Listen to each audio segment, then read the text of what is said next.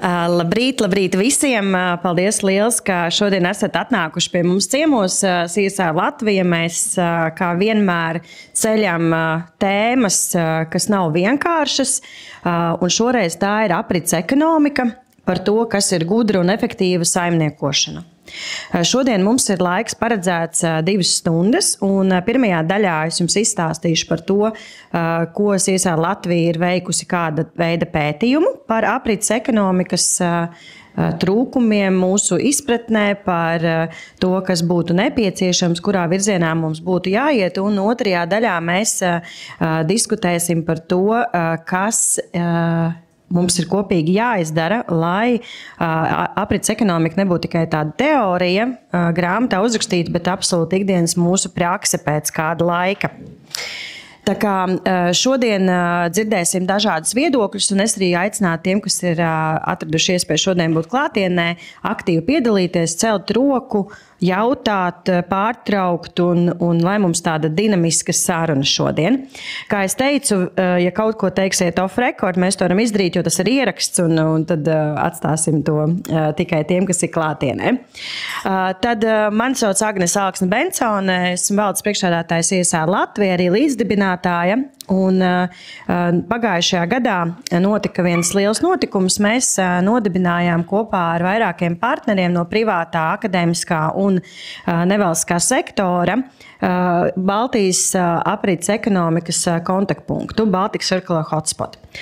Un mūsu tas lielais mērķis ir veidot vienotu izpratni, un lai arī mūsu klausītājiem būtu skaidrs, par ko mēs šodien runājam, tad es esmu šeit prezentācijā iekļāvusi ISO standartā minēto aprits ekonomikas definīciju, ka tā ir ekonomiskā sistēma, kas tātad izmanto sistēmiski pārskata resursus un veido dažādas plūsmas, lai mēs viens otra resursus izmantotu arvien efektīvāk un gudrāk un vienlaikus veicinot kopējo ekonomisko ilgspējīgo attīstību. Un tātad stāsts ir par tiem resursiem gan, kas mums ir standartā mūsu produktos, vai, piemēram, kaut kas jauns, ko mēs iegūstam, vai ražojot ir mūsu atlikumi, vai arī klasiskie atkritumi, kur var kļūt kādam citam par resursu. Un mēs skatāmies aprits ekonomiku visā pilnā ciklā. Tie, kas jau šajā tēmā ir nedaudz pazīstami, noteikti varētu vēl kādu labu definīciju šeit pielikt klāt. Un es domāju, ka arī to mēs dzirdēsim no diskusijas dalībniekiem, kas vēl būtu tie akcenti, kas jāņem vērā, ja mēs gribam darboties aprits ekonomikā. Kāpēc mēs runājam par aprits ekonomiku un Ziemeļvalstīm? Jo Ziemeļvalsts vienmēr tiek uzskatīts par tādu kā jauno inovāciju un ideju šūpuli. To mēs arī redzam gan klimata kontekstā, gan CO2 neutralitātes kontekstā, gan šīs jaunās ekonomikas un paradigmu maiņu kontekstā. Mēs redzam, ka Skandināvijas valsts ir tā kā soli priekšā. Un tātad aplēses, ko Eiropas komisija lēš, ka aprits ekonomikas koncepts var vest, radīt jaunas darba vietas, līdzīgi kā bija arī informācijas tehnoloģija attīstība, mēs nekad nevarējām iedomāties pat par profesijām, kuras būtu mums. Līdzīgi arī par aprits ekonomiku. Mēs esam tādas transformācijas priekšā un ļoti grūti pateikt tieši, kas tās būs par profesijām, tieši kādas darba vietas, kā viņas izskatīsies un ko mums vajadzēs prast. Tajā pašā laikā arī aprits ekonomika no visiem ilgtspējas jautājumiem, kuriem es esmu strādājusi visus pēdējos 11 gadus, man šķiet, ka šis ir viens no tādiem visekonomiski pamatotākajiem konceptiem, jo mēs šeit varam atrast naudu. Un man liels prieks, ka par šo tēmu interesējās ne tikai pakalpojumi, bet arī ražojoši uzņēmumi, ne tikai konsultāciju uzņēmumi, bet arī publiskais sektors, kas ir izrādījis interesi arī būt daļa no šī procesa, jo, kā mēs zinām, tad sistēmiskas lietas bez publiskā sektora īsti nav iespējams, jo šis sektors ir atbildīgs par infrastruktūru. Kas ir apritīguma rādītāji Latvijā? Tad mēs tiecamies arī uz apritīgumu materiālu kontekstā, bet šis rādītājs ir diezgan zems, tie tikai 5,4%, kas ir zem vidējā Eiropas Savienības līmeņa. neesam pašā apakšā, bet esam, kā es saku, vidēji piesardzīgi. Un šobrīd ir rīcības plāns pārēj uz aprits ekonomiku spēkā esošu, un viņš beigsies 27. gadā. Tajā ir paredzēti vairāki pasākumi. Kā mums ir veicies, noteikti politikas dokumenti būs izvērtēts, un mēs sapratīsim, kur šobrīd atrodamies. Un tas, kas ir plānots, tad ir Eiropas komisijas aprits ekonomikas akts 26. gadā. Kā eksperti saka, tāds nezināms pelēks zirdziņš, neviens īsti nesaprot, kas tur būs iekšā, ko ar to darīsim, bet arī par šo mēs varētu padiskutēt, kas tur varētu būt, kam tur būtu jābūt un ko mēs varētu, kas tieši no publiskā sektora būtu jāplāno. Un globāli apratīguma rādītāji, tad mums ir apratīgums kā tāds ir pagrūts koncepts, jo tas prasa sistēmiskas izmaiņas, tas prasa nozara transformāciju un globāli neiet tik vienkārši un viegli. Un man arī patika LinkedInā atsauc Agits Balvārds no Cleaner grupas valdes loceklis, ka tas ir ārkārtīgi spēcīgs signāls, ja mēs gribam pārmaiņas. Mums ir jāsaprot, ka mēs nevaram viens biznes tikai to darīt, vai viena nevalstiskā organizācija par to iestāties, vai viena valsts iestāde, vai viens rīcības plāns. Tas vienkārši nenotiks. Un tāpēc mēs redzam, ka reģionālajā sadarbībā šī Baltijas kontaktpunkta kontekstā un arī sadarbībā ar Skandināvijas valstīm mēs redzam to, ka mēs varam iegūt daudz vairāk, jo mēs esam ļoti tuvs reģions. Tad mēs savstarpēji sadarbojamies. Mums ir vairākas nozares, kas savstarpēji ir eksportā, ir importā. Mums ir materiāla plūsmas, bet tas, kas mums īsti nav zināmi visi dati. Mums īsti nav zināmi visas nozares, mums īsti nav zināms viss tieši cik lielā mērogā mēs apmainamies ar šo te materiālu plūsmām un cik mums ļoti ir kopīgi šīs vērtību ķēdes un ko mēs varam darīt. Tad, kad Skandināvijas kontaktpunkts Nordic Circular Hotspot nāca pie mums, viņi teica, mēs gribam atrast inovācijas, kā jūs mūsu vērtību ķēdē varat dot pienesumu. Un viņi jau grib ar mums tīkloties un iet skatīties, ko mēs varam darīt. Ja? Tā kā viņi jau ir citā līmenī. Tur, kur mēs esam, šodien mēs jums izstāstīsim. Šie ir šie partneri, kas tad kopīgi sadarbojās. Kā jūs redzat, ir gan akadēmiskā puse, gan uzņēmumi un gan atbildīga biznesa organizācijas Igaunijā un Latvijā un arī Skandināvijas partneri. Šeit mēs visi priecīgi esam parakstījuši beidzot līgumu. Un tad šī misija ir pātrināt pāreju un lai mēs šajā Baltijas un Ziemeļvalstu reģionā savstarpēji saskaņot šīs ekonomikas un mēs varētu būt daudz noturīgāki, drošāki savās piegādes ķēdēs, lai mums ir resursu pietiekamība un lai mums būtu inovācijas, kas ir attiecīgi dod mums iespēju arī pelnīt vairāk naudas. Ko saka interesētās puses? Tad šī pētījuma mērķis bija noskaidrot, lai mēs varētu Latvijā saprast, kā organizēt savu darbu, kas ir mūsu prioritātes, tad mēs uzdevām šo jautājumu. Kas mums ir nepieciešams, lai mēs pārietu uz aprites ekonomiku? Mums bija ļoti liels aptaujas sākotnējo aizpildītāju skaits, kas ir ļoti laba ziņa. Tātad atvērām, sākām lasīt un sapratām, ir diezgan daudz un sarežģīti. Tā ir mācība mums, atziņa, ka mums ir vēl vienkāršākā valodā jāskaidro, kas ir aprits ekonomika, jo mums radās priekšstats arī pēc šīs aptaujas, ka aprits ekonomikas risinājumi un kaut kādas pazīmes ir, bet nav viņas noformulētas. Līdzīgi kā kādreiz bija ar ilgtspēju, korporatīvo sociālo atbildību, viņa mums ir, bet mēs viņu neesam vēl spējuši atpazīt. Un tātad no uzņēmumiem, kas aizpildīja līdz galam, tātad šo anketu 74% pakalpojumi, apmācības, 26% tātad fiziski produkti, ražošana vai pārdošana un nozares mazumtirdzniecība, enerģētika, vides pakalpojumi, kokapstrāde, nekustamā īpašuma tirdzniecība, veselības aprūpe, loģistika, lauksaimniecība, finanses. Ietekmes pušu prioritātes ilgspējas jomās tas nebija liels pārsteigums, bet tas apliecināja to, ka mēs esam lielākoties uzņēmumos koncentrējušies uz klimata neutralitāti caur CO2 samazināšanas prizmu. Un mēs arī redzam, ka 40% no aptaujātiem šiem uzņēmumiem arī uzskata, ka vispār ilgtspējas koncepts viņiem dod konkurētspējas priekšrocības.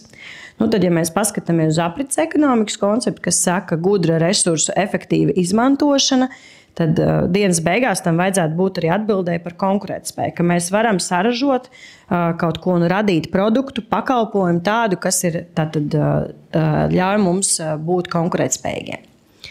Un skaidrs, ka arī tas nebija pārsteigums, ka klientu vajadzību apvienāšana ir šī ilgtspējas prioritāte, jo mēs esam Latvijā ekonomika ir vērsta uz tā saucamo piegādes ķēžu ekonomika, tad mēs esam daļa no, mums ir svarīgi, ko mums klients prasa, kur mums klients ir parasti Skandināvijā, ja? Vai Vācijā, vai kādā citā lielā ekonomikā, kas mums liek mainīt uzvedību. Tā sākās ar ilgtspējas jautājumu, tā būs visticamāk arī ar aprits ekonomikas jautājumiem. Un tas, ko mēs prasījām par to, kas tad ir aprits ekonomikas prioritātes uzņēmumiem, tad šeit parādījās arī, es teiktu, tāda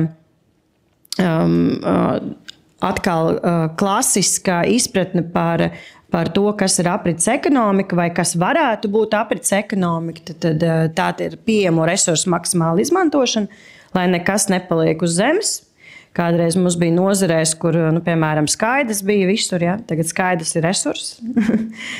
Vai, piemēram, kādi citi atlikumi, kuri var pārvērsties par blakus produktiem, tad jauna produkta izstrāde, arī tātad šis ir izpratne par to, ka tā ir aprits ekonomikas daļa. Un atkrituma pārstrāde. Protams, arī iepakojums un tātad iepakojums ir tas, ko arī mēs redzam kā vienu no tās low hanging fruits vai pats pirmais, ko mēs varētu mēģināt jau mainīt, lai mūsu ietekme būtu mazāk uz vidi. Un tas, kas bija arī ļoti labi, ka bija mēģinājumi vairākiem no dalībniekiem anketā atbildēt, kas ir aprites ekonomika, un šī bija viena no tādām, trāpīgākajām definīcijām, ko uzņēmums saprot, kas ir pārēj uz to aprits ekonomikas modeli. Tātad ražot, lietot, izmest, tāpēc šādi mēs vairs nevēlamies. Mēs vēlamies tātad mazināt CO2 piesārņojumu un būt atbildīgi par vidi, samazinot tātad atkritumus un piesārņojumus.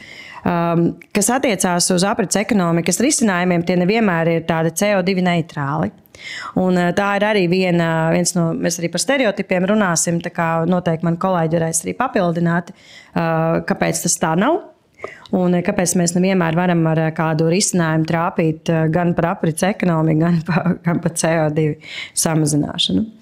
Aprits ekonomikas stratēģijas. Tad bija jautājums, vai uzņēmumiem ir strateģisks redzējums par aprits ekonomiku. Tātad šobrīd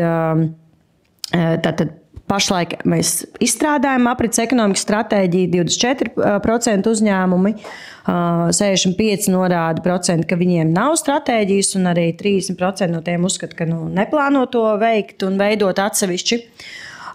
Un jūs redzat, ka šeit arī, piemēram, ir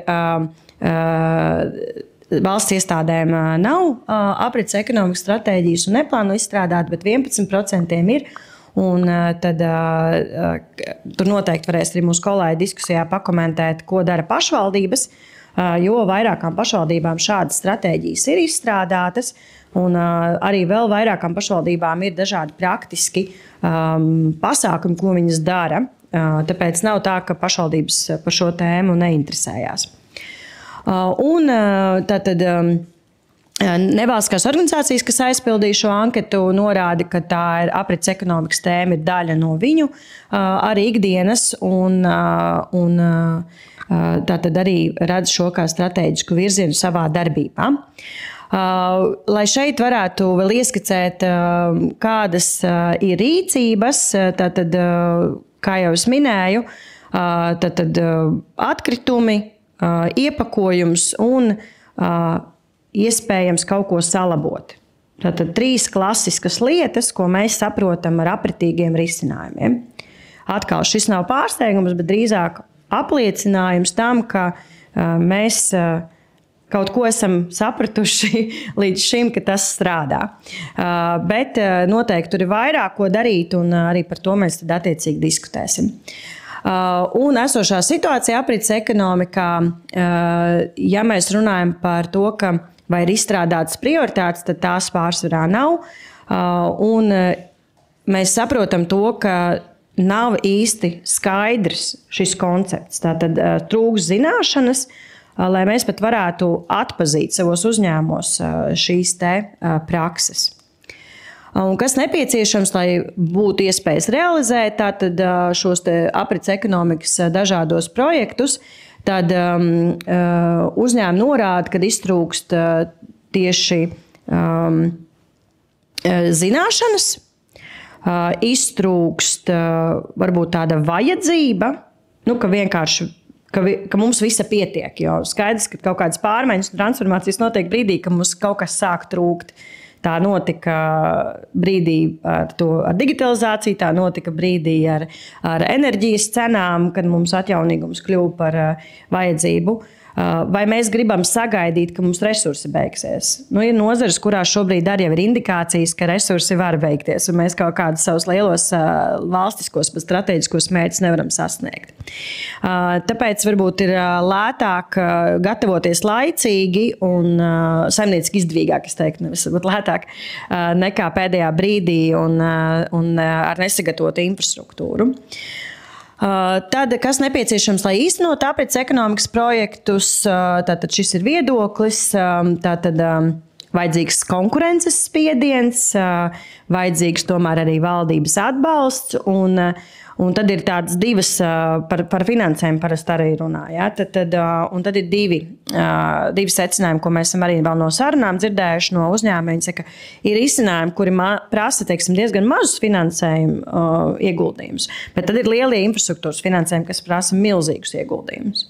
Un katram vajadzētu būt atbalsta programmām gan par vienu, gan par otru, nevis tikai vienā, jo tad mēs nepanāksim to lielo efektu. Un trūkst regulējuma, vajadzīgas izmaiņas regulējumā, tad noteikti par to padiskutēsim, kādas izmaiņas vajadzīgas regulējumā. Un ko mēs vēlamies sagaidīt no valsts publiskā sektora regulējumu, normatīvās akta izstrādi, finansējumus, stimulus, to burkānu, kāpēc mums jāmainās skaidri norādījumi un atbildības, kas ko dara, lai jo šis jautājums ir horizontāls un tad parasti grūti. Kā arī apmācībās investīcijas un lai mēs zinātu, ko ar šo visu darīt. Baltijas aprits ekonomikas kontaktpunktu lomu mēs arī prasījām, kas tad būtu tā vajadzība, ko vajadzētu darīt šādam kontaktpunktam. Tad, tā kā ir nepieciešams šīs zināšanas, tad gan par aprits ekonomiku, tiesību aktiem, vispārējiem principiem, tad tā varētu būt viena no lomām.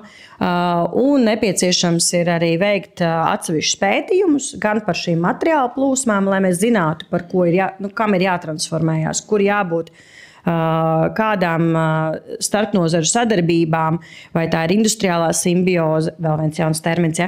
Vai tas ir kāds cits veids, kā mēs sadarbojamies, tad kā šo izdarīt.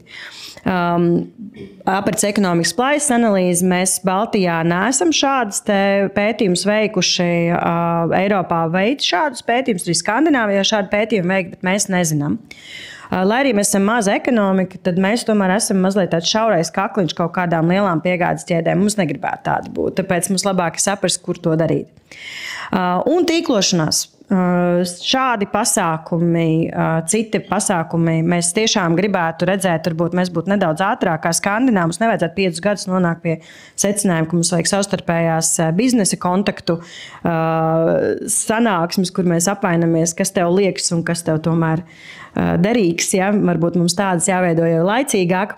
Bet tas būtu labi to darīt tā sistēmiski, sistemātiski datos balstīti, un tad būtu arī lielāks rezultāts. Un tad, ko mēs sagaidām, kādas varētu būt šīs aktivitātes, mēs tad arī sagaidām, ka mēs kaut kādus projektus varētu kopīgi īstenot, pieteikties finansējumam. un vēlamies arī redzēt citu valstu praksi. Un mums tajā ziņā ir ļoti paveicies, jo arī šajā kontaktpunktā ir klāta Skandināvu valsts, kur ir Nordic Circular Hotspot, tur ir 7 valstis, un katrai valstī ir savas, kā lai saka, stiprās puses. Vieniem ļoti labi izdodas runāt par patērētāju uzvedību, citiem vairāk ir inovācijas, trešiem vairāk ir atkritumi, ceturtiem ir regulējums, piemēram, iet uz priekšu. Jā, daudz kritizēts, piemēram, Nīderlandē, bet tas atkal dod mums tādu precedentu, ka mēs varam mācīties no šiem ekspertiem, kas jau ir daudz ko izdarījuši. Arī, piemēram, ir iniciatīvas par pilsētām. Tātad, kāda loma ir pilsētām, lai veicinātu aprits ekonomiku, un to arī mēs varam smelties no šīs Skandināvu pieredzes. Tātad, kopējie secinājumi, runājot par aprits ekonomikas briedumu, tad tikai 24% uzņēmumu ir vairāk vai mazāk integrējuši kaut kādus aprits ekonomikas principus stratēģiski uz kaut ko iet. 11% šīs valsts iestādes tiešām pašvaldības, tās vairāk, tās nav gluži valsts iestādes, tas pašvaldības. Un ilgspējas kontekstā tad CO2 emisiju samazināšana joprojām ir galvenā prioritāte. Vai tas mainīsies, mēs par to varam padiskutēt vēl šodien. Tad 40% uzņēmumu ilgspējīga uzņēmēja darbība ir konkurētspējas priekšrocība, tā arī ir labā ziņa. Un jāsaka tas, ka zināšana trūkums ir tas viss varbūt izplatītākais iemesls, kādēļ mūsu aprits ekonomikas kaut kāda pasākuma vai principi nenotiek. Un vēl ir respondenti norāda, ka aprits ekonomika arvien vairāk ir daļa no viņu iepirkumiem, atkritumu samazināšanas un atkārtotas izmantošanas procesa. Un te man jāsaka tā, ka šobrīd ir ļoti liels diskusijas par to, vai zaļajam iepirkumam Latvijas kontekstā ir jābūt ministru kabineta līmenī noteiktam, vai tam jābūt brīvprātīgai izvēlei. Mans personīgais viedoklis, ka tas nevar būt brīvprātīgi, jo tad mēs priekš netiksim. Šo arī parāda šis pētījums, ka mums ir nepieciešama tāda strukturēta sistēmiska pieeja, un valsts šajā gadījumā vai publiskais sektors kopumā var nodrošināt šī tirgus atvēršanu, jo viņiem ir 2 funkcijas. Vai nu kaut ko aizveram, vai nu kaut ko atveram ar regulējumiem. Un tad tas varētu būt viens no instrumentiem, kuru nevajadzētu atlikt malā, bet drīzāk pilnveidot. Un aprits ekonomikas attīstībai trūkst transformējoša rakstura, jo tie ir tādi projektveidīgi pasākumi, mums nav tādas sistēmiskas pārmaiņas novērojamas. Jo tā ideja ir tāda, ka mēs gribētu, lai mēs būtu šis kontaktpunkts iespējot uzņēmumus nobriest šādām tipa pārmaiņām un veidot šo inovāciju ekosistēmu, kurā ir gan pētniecība, gan publiskais sektors, gan arī pats bizness, kurš spēj nodefinēt savas vajadzības. Un vēl ir, protams, jānorāda finansējuma pieejamība, ka tas ir šķērslis šobrīd dažādu rīcību ieviešanai uzņēmumā, jo, kā lai saka, tas ir vairāk tā kā papildus, bet kamēr nav tas ekonomiskais spiediens, tikmēr mēs visticamāk to nedarīsim rīt, bet varbūt pēc 5 gadiem, kad būs uzkrāta finansiāla kapacitāte. Bet pētījumiem un fondu plānošana, un tas viss tas noteikti publiskā sektora lauciņš, tāpēc mēs labprāt dzirdētu arī šodien par šo refleksiju. Un to mēs izrunājam. Un tad ieteikumi pašam Baltijas aprits ekonomikas kontaktpunktam, rīcības plānam, ko mēs gribētu darīt visi kopā, ir zināšanas veidot, tīklošanās, projektu veicināšana, politikas, iesaistīšanās politikas plānošanā un finanšu piesaiste. Tātad tā ir tās 5 prioritātes, uz kurām mēs arī gribētu strādāt. Vai tik tālu ir kādi jautājumi, komentāri? Okay, tad par šo tad no manas puses arī īsumā viss. Šie bija mūsu rezultāti. Un tad es aicinātu piedalīties diskusijā. mūsu 4 runātājus – Agita Baldbārdi, Cleaner grupa valdes locekle, Eiropas klimata pakta vēstnes Latvijā, lūdzu ieņemam vietas, Zandu Šādri, Rimī Baltika korporatīvās atbildības direktori, Natālija Čģečka-Puriņu, banka augstskolas profesori, Rudīti Veseri, klimata un enerģētikas ministriju, valsts sekretāra vietniece vidas politikas jautājumos, un es vadīšu diskusiju. Tad, lūdzu.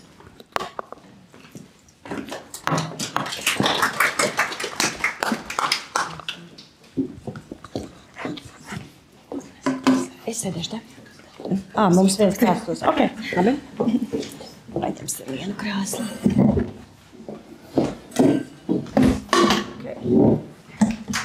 Labi? Jā. Tā. Visi esam redzami, ja? Ok. Jā, tad mūsu galvenais diskusijas lielais uzdevums šodien ir parunāt, kā pātrināt pāreju. Un tad, kad jūs ņemat vārdu, jā, jūs varat paņemt mikrofonu, tad dalamies, ja? Ok. Un vēl viena tēma, par ko mēs arī gribētu šodien runāt, ir par to gudro saimniekošanu. Un man liekas, ka tā ir tāda labs virziens, kurā sākt. Tāpēc varbūt es vispirms jums uzdotu jautājumu, jūsu reakcija vai atgriezniskā saite par pētījumu, un tad iesim tālāk. Ja? Kurš sāks? Okay.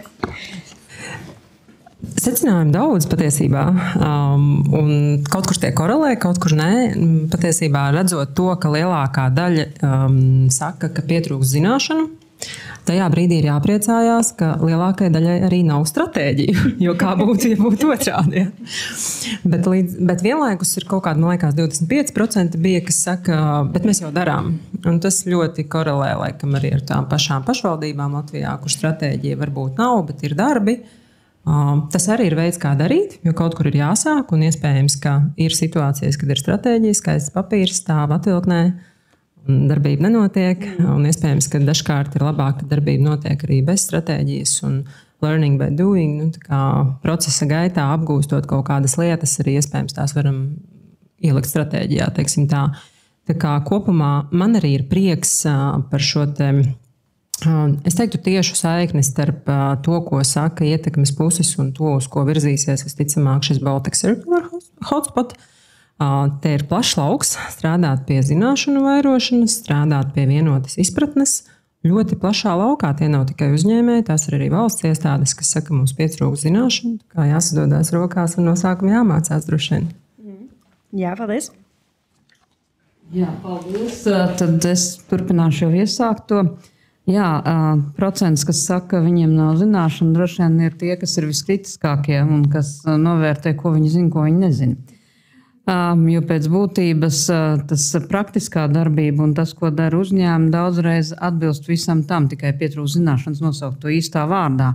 Un līdz ar to arī, ja netiek nosaukts īstā vārdā un viss tiek darīts, tad šīs zināšanas netiek padotas tālāk uz priekšu, šī pieredze, pareizāk sakot, labie piemēri, kas faktiski dod zināšanas citiem. Un tāpēc ļoti svarīgi būtu, kad ir ne tikai tā kā parasti tiek teikts, nodefinēsim, kas tas ir, un tad visi zinās un ieliksim tur likumos vai tam līdzīgi, bet būtu ļoti svarīgi, lai ir šī praktiskās pieredzes apmaiņas, vienalga vai tā būtu portāls vai kā, kur mēs varētu redzēt to labo pieredzi, tos labos piemērus. Jo ļoti iespējams, ka daudzi arī uzņēmumi tā skaitā vai pašvaldības nav tik tālu aizdomājušās par to, ko vēl varētu un kā varētu vēl labāk, uz kurien tad mēs īsti ejam un ko mēs gribam sasniegt un kādas ir tās iespējas, jo tās iespējas bieži vien ir gana plašas, tikai atliek paskatīties, padomāt un novērtēt. Jā, reflektējot uz šī pētījuma rezultātiem, es teiktu tā, man liekas, ka ļoti labi, kad tiešām tas gan zināšanu līmenis, gan atbilžu sadalījums ir ļoti, ļoti dažāds. Jo, ja tagad visi pateiktu, mēs visi ļoti labi zinām, kas ir aprits ekonomika, man liekas, ka mums būs daudz jautājumu, kāpēc tad notiek lietas tā, kā viņas notiek šobrīd.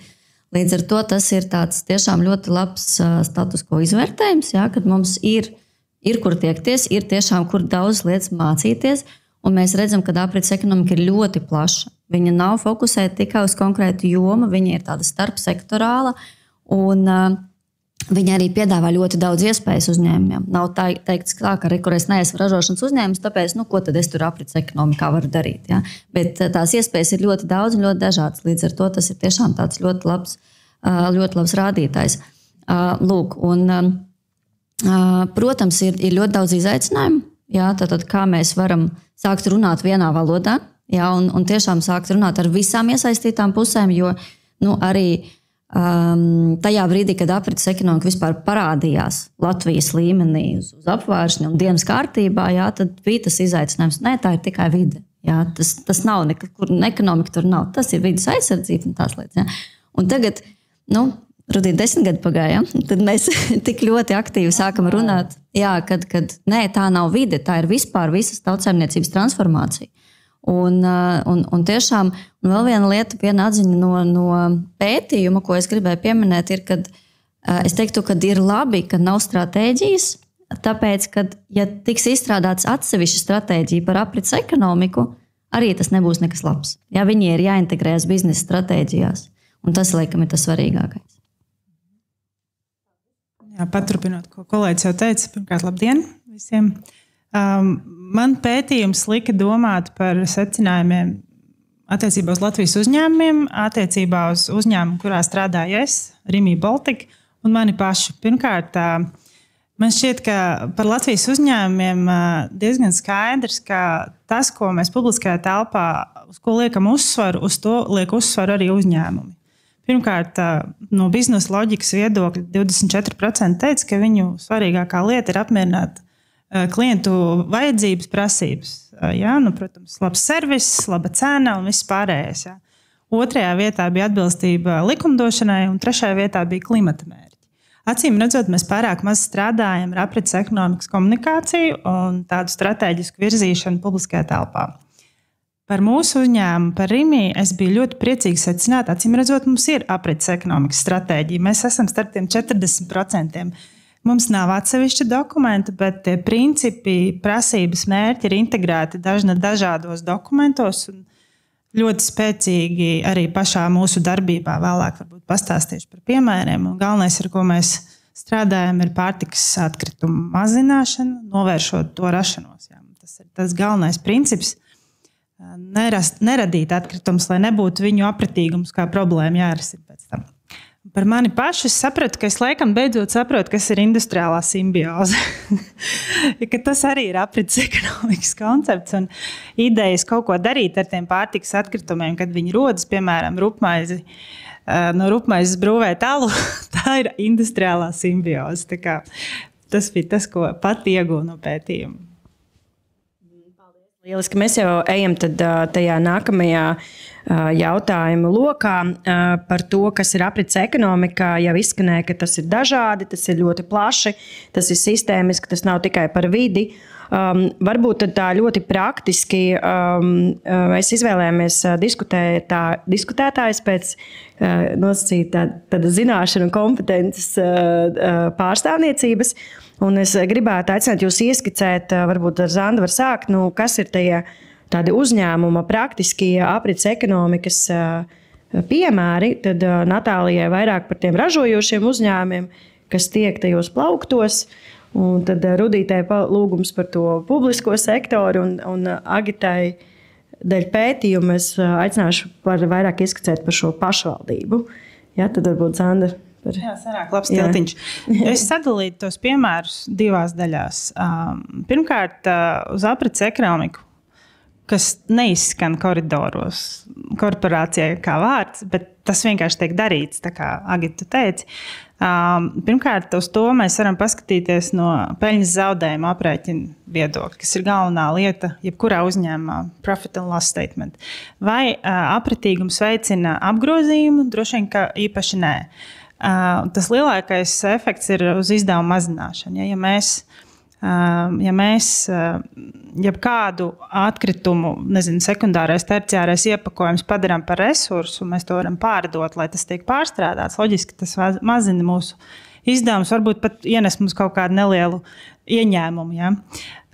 Un visur, kur mēs varam ilgtermiņā mazināt vai īstermiņā vislabāk, ja? Jo jebkurā uzņēmumā mēs skatāmies uz mēneša rezultātiem.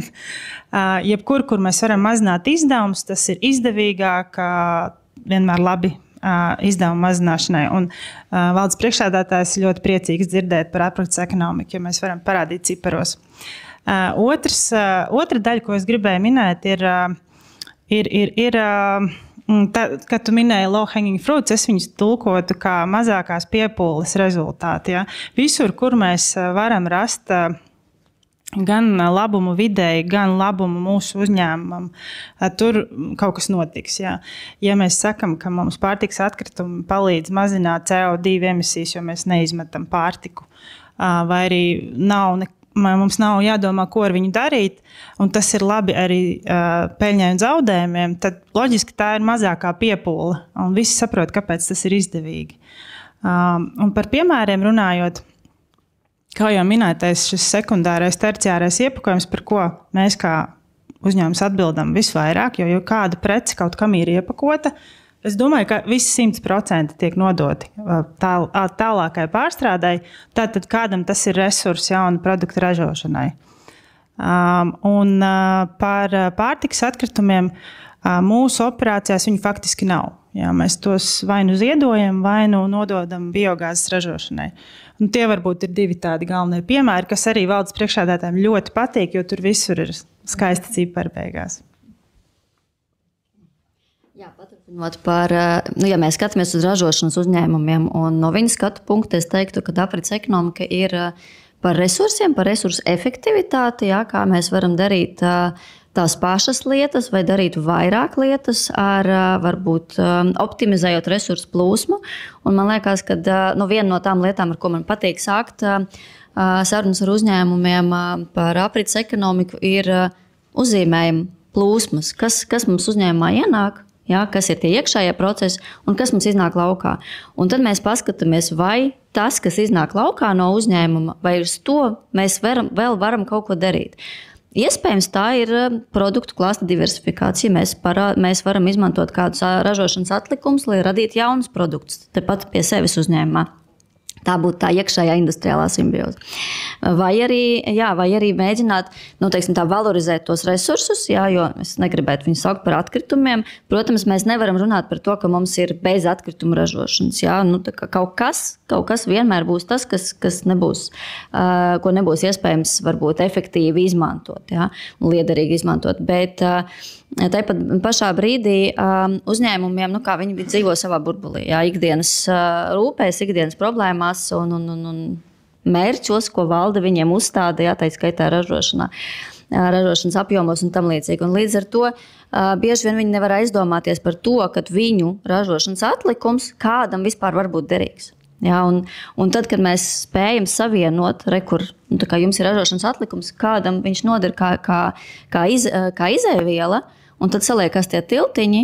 Un, ja ir viens labs secinājums, aprits ekonomika ir ļoti grūti ieviest vienam pašam uzņēmumam. Ja, jo mēs ļoti esam cieši saistīti ar vērtību ķēdi, ar mūsu sadarbības partneriem. Un līdz ar to kur parādās tie tiltiņi, kā mēs varbūt ietekmējam sadarbības partneri vai atrodam jaunu sadarbības partneri, kurš līdz tam mums nebija, un atrodam šo iespēju tātad veicināt aprits ekonomiku caur šo resursu plūsmu. Un, protams, vēl viena lieta ir ja mēs runājam par ražošanu, tad tas ir dizains. Jā, jo mēs zinām, ka līdz 80% no atkritumiem ir iespējams samazināt tajā dizaina posmā. Un tajā brīdī, kad mēs saražojam kaut ko, kas ir pārstrādājams, izjaucams, labojams, tas arī ir tas veids, kā uzņēmumi var īstenot aprits ekonomiku. Jā, ja var papildināt par to partneru atrašanu, tad mēs biedrībā nodarbojamies ar vairākiem mācību procesiem par piegādes ķēdēm tā skaitā. Un tas, ko ir nācies dzirdēt, ka tieši tā mūsu pozīcija, ka mēs esam tajā vērtību ķēdē kaut kur pa vidu un neesam īpaši lieli, mūs ļoti ierobežo noteikto to savu politiku, kā mēs gribētu, kā viss izskatītos labāk. Un es teiktu, ka daudziem uzņēmumiem šie jautājumi paliek tādā kā gaidīšanas režīmā. Pie pirmās izdevības viņi gatavi to mainīt. Vai ir otrs variants, ka tā pārdošanas spēja jābūt tik lielai, kad jāsarunā daudz vairāk tas pārdodamais apjoms, lai tas paliktu uzņēmumam izdevīgi. Kur atkal es skatos uz mazumtirdzniecību, man liekas, tas ir arī jūsu jautājums, vai ne? Viens piemērs ir par apjomiem, kur ir nepietiekami, lai tur iestātos labs bizness, kas ir eļļa, kurā tiek cepti kaut kādi gaļas produkti vai fritēts. Jā, mums ir šāda izēviela, par ko bija interese vienai degvielas tirgotāju organizācijai. No mums viņu savākt, lai viņi ražotu bio degvielu, bet mūsu apjomi bija pārāk mazi. 3 Baltijas valstīs 300 veikalos tomēr par mazu, lai mēs varētu, lai tas izskatītos jēgpilni, lai tas tiešām darbotos. Mazam būt nav diezko izdevīgi pret ekonomikas. Jā, tad kā varam mēs to palīdzēt tam visam notikt, kur esam šobrīd?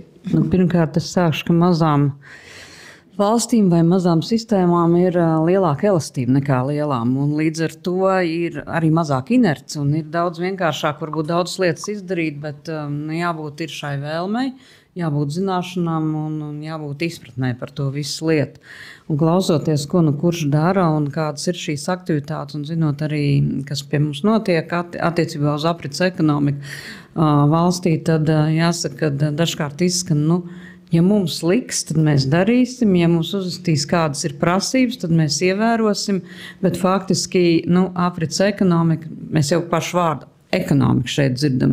Un ekonomika ir tā, kurai nevienmēr vajag uzrakstīt likumus, vajag uzrakstīt rāmjus, bet ir jābūt pašiem šai ierosmē un saprast, jo tev ir izskanēja tas, ka uzņēmumam tas var arī ietaupīt līdzekļus, varbūt pat papildus rast līdzekļus, ietaupot, pirmkārt, varbūt nenododot atkritumus un tā tālāk.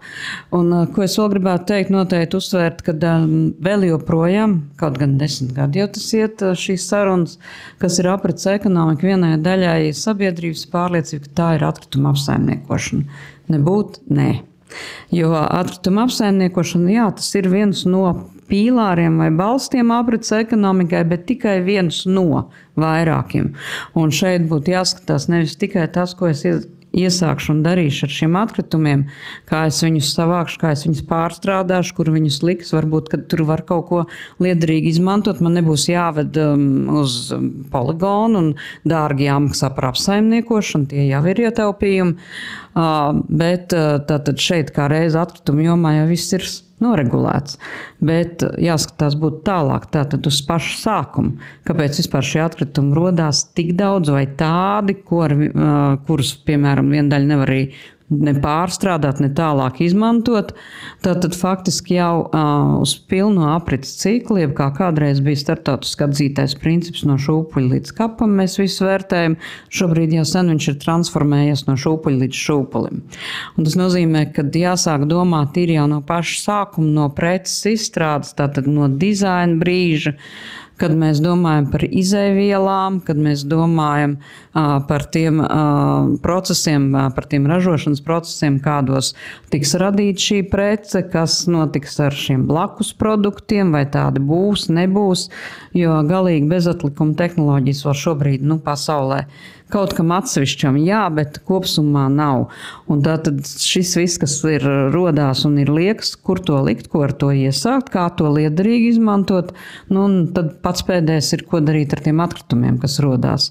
Tā kā faktiski ir no pirmā brīža jādomā, un šeit tātad jāatzīmē, ka arī Eiropas līmenī ir ekodizaina nosacījumi izstrādāt, kurus var ņemt par pamatu un vērtēt, ko un kā tālāk darīt, kādas izvēlēties izēvielas, kādas izvēlēties tehnoloģijas un ko darīt tālāk. Un ne viss vienmēr ir jānosaka ar likumiem.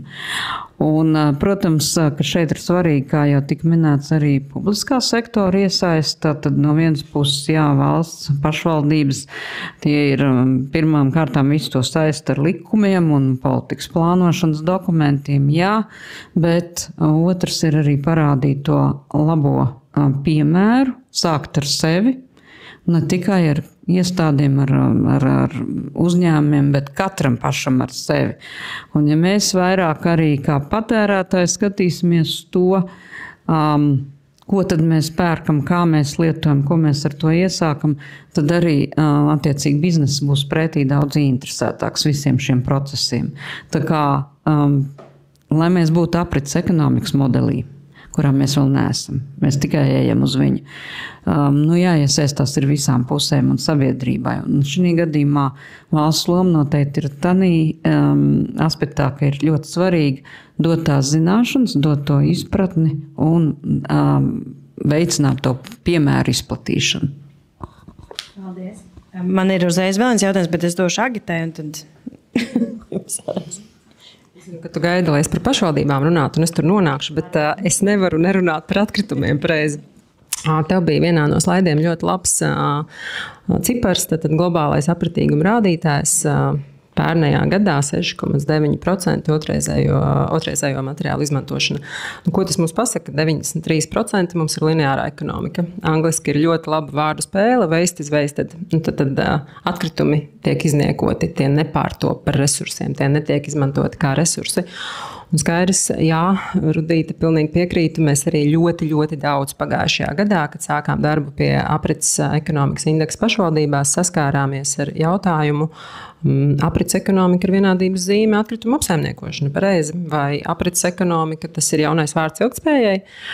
Arī tāds jautājums ir, un man pat ir atbilde laikam uz šo, jo es raugos tā, ka ilgtspēja ir mērķis, vienalga vai pašvaldības izpratnē vai uzņēmēja darbības izpratnē, ilgtspēja ir mērķis, un aprits ekonomika var būt ļoti laba metode, kā tur nonākt.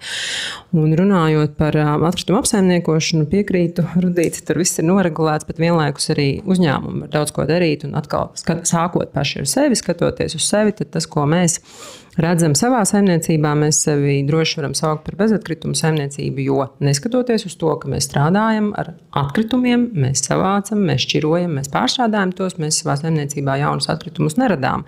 Un vienlaikus, jā, arī man aizpildot anketu, atbildot uz jautājumu, vai jums ir aprites ekonomikas stratēģija, atbilde ir nē, nav. Jo mums aprites ekonomika ir faktiski integrēta, iestrādāta visos pakalpojumu dzīves ciklos. Vai tā ir savākšana, vai tā ir šķirošana, vai tā ir pārstrāde, vai tas ir zaļais iepirkums, kurā mēs piedalāmies kā dalībnieks, vai mēs paši savukārt iepērkamies caur zaļā iepirkuma principiem. Vienalga, vai mēs runājam par bezemisiju vai tīro transportu, vai, piemēram, ja mēs skatāmies paši uz saviem pārstrādes rādītājiem, man tiešām ir prieks un lepnums teikt to, ka mēs faktiski vairāk kā pusi no savāktiem atkritumiem pārstrādājam. Tas nozīmē nododam otrreizējā apritē un būvgrūžos. Pat mums ir svaigi dati, mēs visi esam nodevuši gadu pārskatus, mēs esam kalkulējuši un analizējuši. Būvgrūžos mēs 95, es pat teiktu 96% nododam otrreizējā apritē, kas nozīmē, ka mēs pārstrādājam. Tur faktiski nekas neaiziet noglabāšanā. Tā kā, tas ir par to atkritumu sniegumu un devumu, bet savukārt runājot par pašvaldībām, jā, pagājušajā gadā, iesākot šo aprites ekonomikas indeksu Latvijas pašvaldībās, arī tur mums bija jautājums, vai jums ir stratēģija. Un es jau sākumā pieminēju, 8 no 43 pašvaldībām apgalvoja, ka jā, tur ir stratēģija. Vienlaikus, tad, kad mēs skatāmies uz šiem indeksa rezultātiem, droši vien, ka lielākā daļa jau zina, mums nebija pirmā un pēdējā vieta, labākais, sliktākais rezultāts. Mēs skatījāmies pēc tā, ko un kā pašvaldības dara attiecībā uz apratīgumu. Un tur, izkristalizējās pēc tām darbībām līderi, eksperti, praktiķi, un patiesi tā aina, viņa nav ne laba, ne slikta, bet vienlaikus secinājums var izdarīt divas pašvaldības, kas ir šajā līderu grupā, un 19 pašvaldības, kas ir praktiķu grupā, kas nozīmē, ka tomēr teju puse jau strādā, jau dara, un es piekrītu, kas jau te minēja, ka ļoti bieži un ļoti iespējams mēs jau daram tās lietas, mēs vienkārši to nesaucam vārdā aprits ekonomika. Jā, arī pašvaldību segmentā ir daudz, kur iet uz priekšu, jo paralēli šim te pašvaldību pašvērtējumam mēs jautājām arī attiecīgo pašvaldību iedzīvotājiem, kur viņi jūt šos apratīgumu izpausmes ikdienā. Un tas, kas īstenībā, izgaismojās, ka daudzās pašvaldībās, daudz teritorijās jau ir ieviesta, tāda pēc aprites ekonomikas principiem veidot infrastruktūra, koplietošanas pakalpojumi, koplietošanas telpas, koplietošanas infrastruktūras, vienalga, ūdenskrāni vai āra trenažieri vai telpas. tas tiek nodrošināts, bet tā izmantošana ir ļoti kūtra, iedzīvotāji to neizmanto. Un te parādās patiesībā atkal tas, ar ko mēs sākām, jāstrādā visiem kopā, respektīvi iespējams, ka pašvaldība labu gribot piedāvā kaut kādu infrastruktūru vai pakalpojumus, kas iedzīvotājiem patiesībā tajā brīdī nav nepieciešama. Un tad ir parādās šis faktors, sabiedrības iesaiste, cik mēs ļoti kopā strādājam, cik mēs pajautājam saviem iedzīvotājiem, saviem uzņēmējiem, savam NVO sektoram, kas tad ir tas, kas mums ir nepieciešams, lai mēs radītu to, kas patiešām tiek izmantots. Nu, atkal šī visaptvarošā holistiskā pieeja. Paldies! Jā, ir šie dažādie aspekti, bet, manuprāt, jūs tā ļoti organiski savilkāt visu kopā. Man gribējās vēl uzprasīt tomēr pie tiem piemēriem. Rudīt, vai jums ir bijusi iespēja tā kā dzirdēt vai saprast, cik ļoti pašas valsts iestādes ir atvērtas, nezinu, klasiski mēbeles, paņemt tiem, kam nevajag, otriem vajag, nepērkot jaunas, vai tas vispār ir iespējams, vai ir kaut kādas citi, vai koplietošana, transporta, zinu, ka tur ir izšķērdēšanas likums īsti to neatļauj. Ja? Tomēr, manuprāt, tāda tīra izpratne par to saimniecisko domāšanu, kas varētu būt apritīgi risinājumi, vai tiem tiešām ir visas durvis vaļā šobrīd? Visas durvis nekad nav vaļā. Es tev sāktu ar to, vienmēr kādas ir ciet un kādas ir jāatver, lai atrastu jaunas izējas un jaunas risinājumus. Šeit mēs varētu, protams, domāt par to, ka varētu būt lielāka atvērtība šiem procesiem, jo te atkal ir stāsts, ko mēs saprotam ar aprits ekonomiku, kas ir tie piemēri, kas ir tās darbības, ko mēs veicam. Un lielākoties, mēs gan bieži runājam, ka mums ir ļoti liela birokrātija, mums ir daudz administratīvies šķēršļi, bet tai pašā laikā no otras puses mēs skatāmies, nav uzrakstīts viss priekšrakstos priekšā, tad es īsti nezinu, kā darīt, un varbūt labāk nedarīt. Un, līdz ar to mums jāmaina ir domāšana vispār sabiedrībai kā tādai. Un, protams, ne tikai valsts pārvaldē, bet arī pašvaldībām un uzņēmumiem tāpat, citam vairāk, citam mazāk, tieši par šo te atbildību, cik es esmu atbildīgs par to, kur es saimniekoju, ar to, ko es saimniekoju, un cik es esmu atbildīgs par to, kas ir rezultāts un kādas tās manas darbības ietekmes ir. Izējot no tā, tad mēs varētu arī saprast, kur tad ir kādas problēmas, kur varbūt ir arī vajadzīgi normatīvo aktu nepieciešamība, kur, teiksim, varbūt kaut kas ir jāregulē, bet ir jābūt pirmajiem soļiem, pirmajām aktivitātēm, lai parādītu, ka tiešām tas tā ir vajadzīgs. Kā ar to, kas jau ir, nepietiek un ka ir jāmaina radikāli kaut kur kādas domāšanas veids vai iezīmes. Bet tajā pašā laikā mēs jau tikko dzirdējām kaut arī par pašvaldībām, par šīm kopradzes telpām un iespējām. Iespējas ir, jautājums, cik mēs viņus izmantojam. Man liekas, tas arī tāds viss nulles jautājums. Infrastruktūru mēs būsim gatavi radīt, tad, kad mums būs pieprasījums, un tad, kad mēs viņu radām, tad mēs gaidām uz jā, ir tā. Jā, un man šķiet, ka tas vismaz manā pieredzē bijis tā, ka tad, kad mēs saprotam, ka mēs kaut ko gribam izdarīt, vislabākais sasēdināt visus kopā un pateikt, kā mēs to varam, kas ir jā. Nevis kā nē, bet kas ir jā. Un man pilnīgi jau rodās vairāk kaut kādu tiesību aktu virknējums, uz kuriem vajadzētu apskatīties. Un es ļoti ceru, ka debatas šobrīd, kas būs Finanšu ministrijā šodien pēcpusdienā, neizmetīs zaļo iepirkumu ārā no obligātuma vai vismaz kaut kādām tiesību aktu normām, jo savādāk mēs uz priekšu netiksim. Es varbūt vēl papildināšu Rudīt. Man liekas, ļoti labs piemērs, ko tu minēji par tām, piemēram, mēbelēm, jā, kad institūcijām notiek tā rotācija. Un, jautājums ir par to, man liekas, ka par to uztveri, kā tad es tagad ņemšu kaut ko otrreizēju, jā, kaut ko vecu varbūt.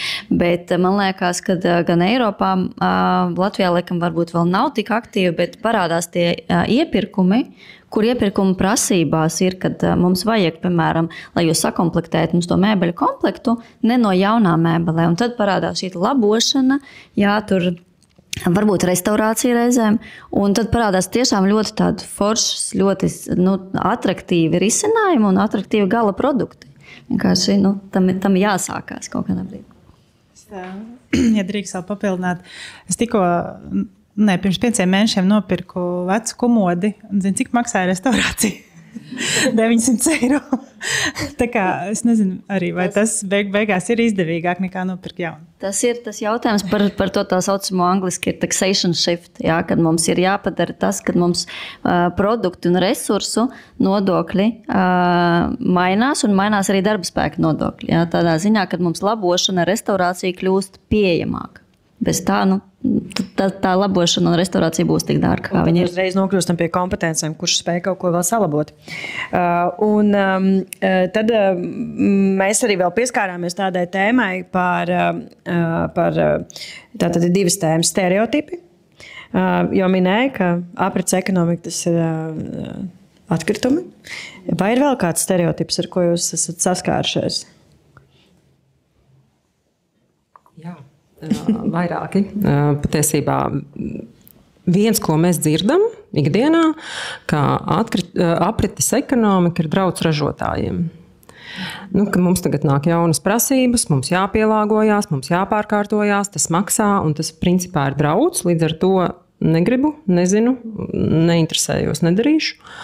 Nākamā tādas domāšanas lasts, es gribētu teikt, ka aprits ekonomika ir atkarīga no patērētājiem. Ja tauta prasīs, ja sabiedrībai vajadzēs, tad mēs to dosim. Un tad droši vien vienalga olas vistas jautājums, bet droši vien kaut kāds veselīgais balans ir jāatrod tomēr, lai mēs ietu kopsolī, nevis skatītos viens uz otru, kurš piejautās pirmais. Un, protams, nākamais ir kaut kāds aprits ekonomika, tas ir jaunā modes lieta, jauns trends, drīz pāries, vajag tikai nogaidīt, sēdēsim zem ūdens un pāries un turpinam visu, kā ir. Un tā kā, es teiktu, kā uz daudzām jaunām lietām mēs izejam kaut kādai mītu stereotipu fāzei, un tad jautājums, cik mēs viedāki no šīm fāzēm izejam ārā. Es varbūt paturpināšu, bet manuprāt, svarīgi ir arī trendi. Un tas, ko tu minēji, ka trends ir kaut kas pārējošs, bet īstenībā trendi ir baigi globāli lietas. Jaunākajā ir izlasīja, ka Rīgā Latgales ielā ir lietotu elektropreču veikals tikko gada sākumā atvērts, un tur diezgan liela interese. Tā kā ir trends pirkt lietotas lietas. Es domāju, iemesli ir vienkārši dzīves dārdzības pieaugums, un mēs to redzam arī Rimī. Ja vēl pirms 2 gadiem pirkt kaut ko nocenotu, kas ir tās dienas derīguma termiņu, mēs redzējām, ka mēs nevaram pārdot tās preces. Cilvēkiem bija stigma, kā tad es izskatīšos, ja es pieiešu pie tā plaukta, kur ir nocenotie produkti. Tā stigma pilnīgi nepamatot, tie produkti ir derīgi, viņus var tajā dienā apēst, tas ir pilnīgi droši. Mēs redzam, ka tā stigma ir mazinājusies. Lielā mērā dēļ dzīves dārdzības mēs izpārdodam praktiski visus nocenotos produktus. Bet tas arī ir kaut kāds trends, jo es lasīju, kur man pie mammas Ievas žurnālā interviju ar vienu dāmu, kur teica, ka tas ir viņas jaunais iepirkšanās paradums. Nevis viņai trūks līdzekļi, bet viņa iet uz veikalu un skatās, kas ir nocenots. Ja šašliks ir nocenots, viņa pagatavos to ģimenei vakariņās. Jā. Tā kā, man liekas, trendi ir laba lieta. Jā. Okay. Varbūt tagad par kaut ko nedaudz konkrētāku. Tad arī mēs tā kā viens otru skatāmies, kuram tad būtu jāmainās pirmajam.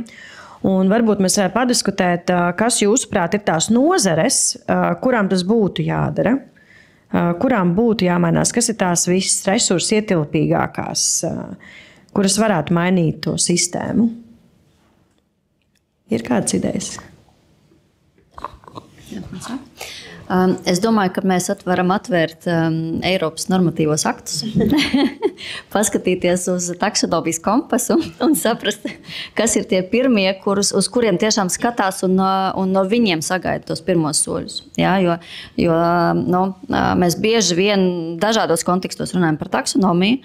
Bieži vien mums ir tā uztvere, ka taksonomija ir kaut kas labs, slikts, jā, tāds binārs vērtējums, kaut arī absolūti tas tā nav, jo tās nozares, kas šobrīd ir tur iekšā, jā, viņas ir tās resursi ietilpīgākas, CO2 ietilpīgākās, jā, un tās ir tās, ar kurām ir vienkāršāk sākt, kuriem varētu tie pirmie soļi varētu būt aktīvāki, akūtāki, jā, un viņi varētu būt tie virzītāji, ar kuriem pēc tam turpinās, kuriem nāk klāt sekotāji.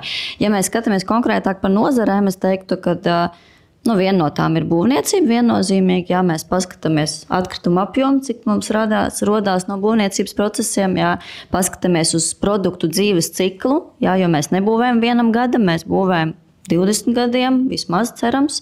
Jā, un tad ir jautājums, ko mēs liekam tajā ēkā. Jā, kāda viņa būs rezultātā, vai viņa būs resursa efektīva, cik daudz papildus elektroenerģijas siltumu mums vajadzēs, lai viņu uzturētu. Jā, un ja mēs pirmajā solī izmantosim pareizos resursus, tad arī ilgtermiņā tas dzīves cikla novērtējums mums būs pozitīvāks, jā, nekā ja mēs skatīsimies varbūt tādus lineārākus produktus. Un vēl vienu, es atstāšu arī pārējiem piemērus, bet vēl vienu, ko es gribēju pieminēt, ir, es teiktu, laikam tā ir tekstila industrija, respektīvi mode. Un es tieši vakar skatījos datus, un tas, kas man patika, ir, kad arī lielās platformas, kas ir tā saucamās fast fashion platformas, viņas sāk skatīties uz, piemēram, nomu.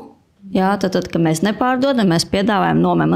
Pēdējais no tādiem svaigākiem bija Zelandā, ko es pamanīju, jā, kad arī tur parādās šīs iespējas, kad mēs varam darīt lietas, mēs varam izmantot lietas savādāk. Šodien paturpināšu tālāk. Jā, īstenībā Eiropas Savienības līmenī faktiski aprits ekonomikas tās galvenās plūsmas, jeb tās, kurām lielākais akcents un uzmanība pievērst, ir diezgan skaidri iezīmēts.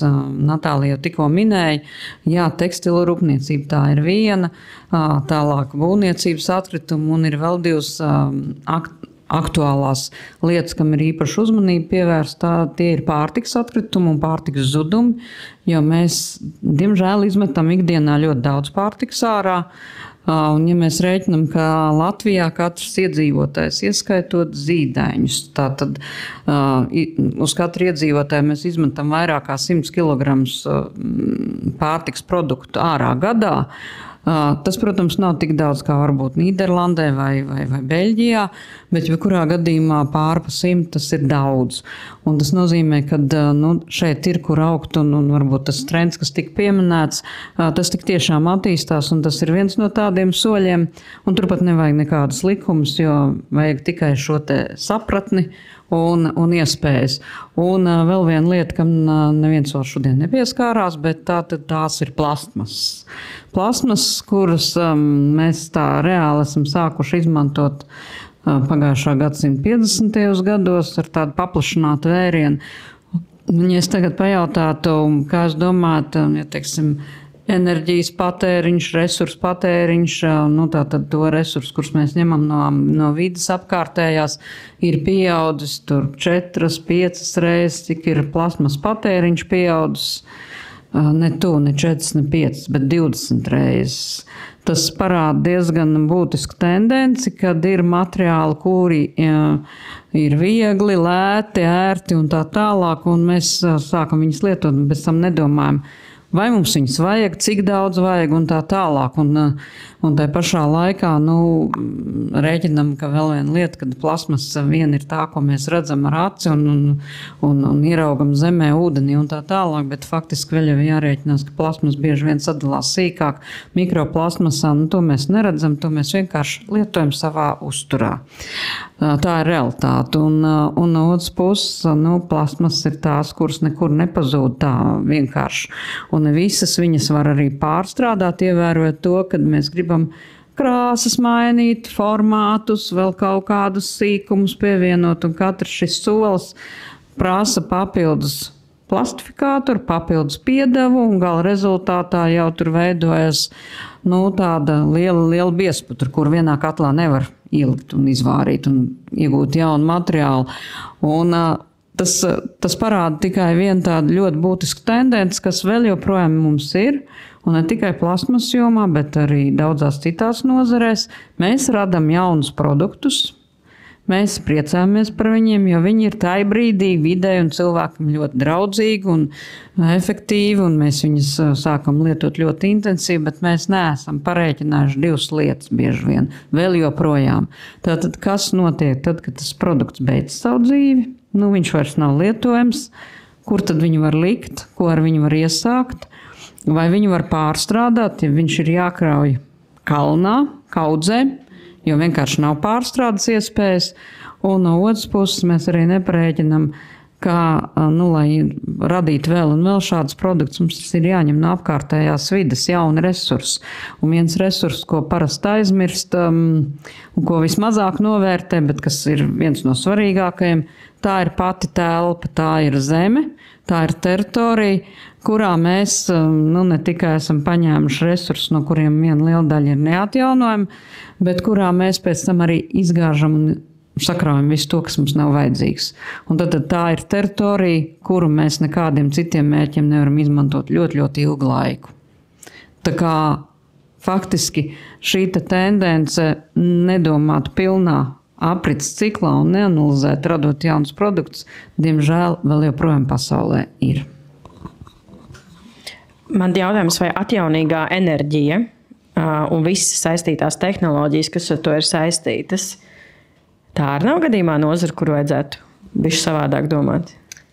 Kā es minēju, praktiski visā pasaulē, visās jomās vēl joprojām mēs klibojam ar to, ka mēs izvērtējam, ko mēs darām šobrīd ar produktu, bet kas būs pēc tam, nevienmēr. Mums ir arī no zāles viens jautājums, bet es vienu pirms, un tad es iedošu no zāles jautājumu. Tas man liek arī domāt par to, ka vērtējot, piemēram, klimata plānu, ko mēs esam uzrakstījuši, tas viss ir balstīts atjaunīgā enerģijā. Un vai aprites ekonomikas rīcības plāns un klimata plāns draudzējas, ir pretrunā, viens ar otru garām staigā, vai mēs redzam, ka kaut kas varbūt nav īsti līdz galam izdarīts, ka mums varbūt vajadzēja savādāk? Atvēs, laikam, Rudīt, šodien grilējam.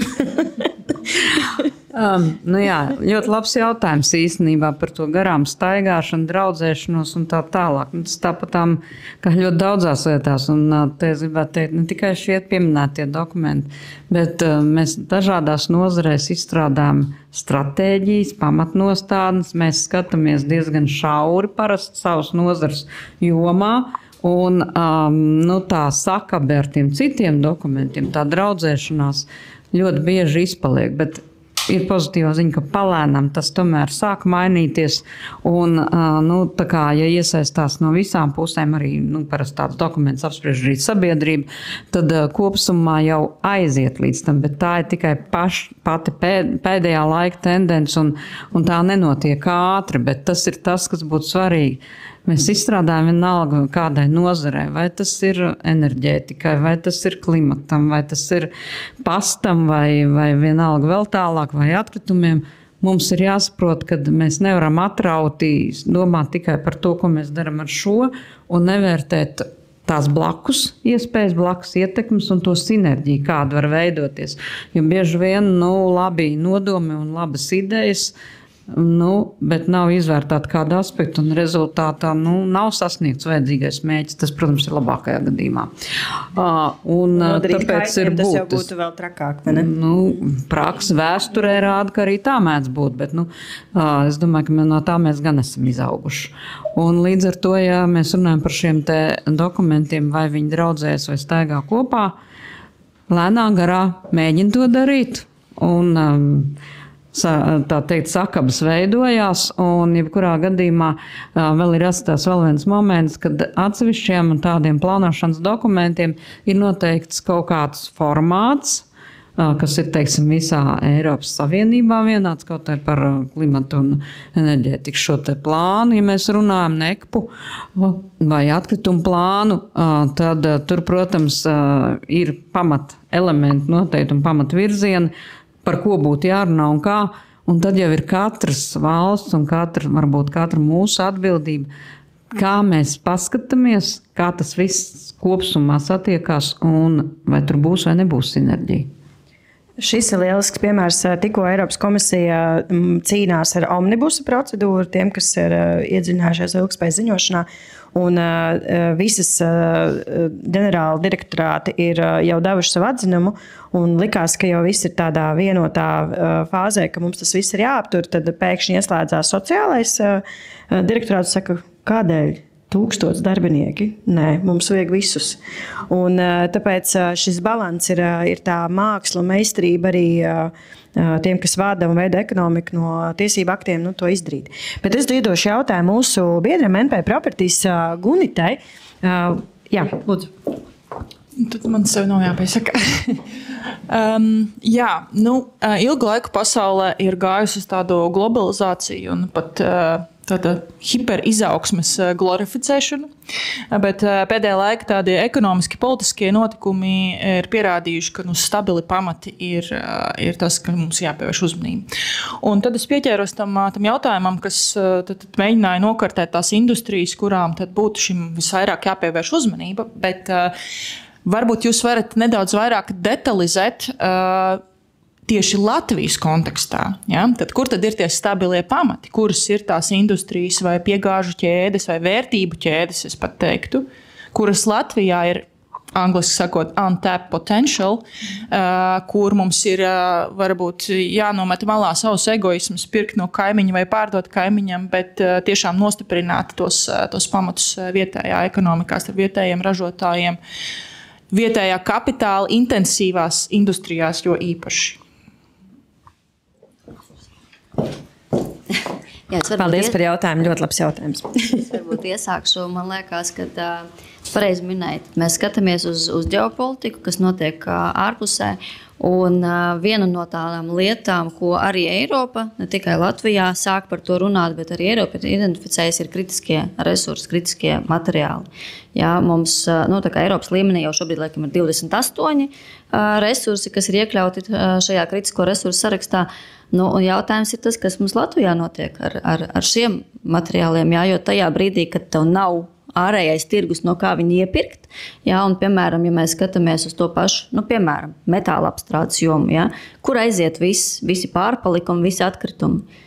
Viņi aiziet prom no Latvijas. Mums nav uz vietas kādas pārstrādes. Varbūt, jā, atkal mēs runājam, atgriežamies pie economies of scale, jā, vai mums ir apjoms, lai te pašiem priekš sevis būvēt. Jā. Bet no otras puses, ja mēs visu aizsūtam prom, gan vērtīgākos resursus, kas mums aiziet uz vienu no Eiropas valsti, gan mazāk vērtīgus, kas aiziet uz ārpus Eiropas Savienības, un kas tad paliek tepatās? Īstenībā nekas, tikai tas, kas ir šobrīd apritē, jā, kas darbojās.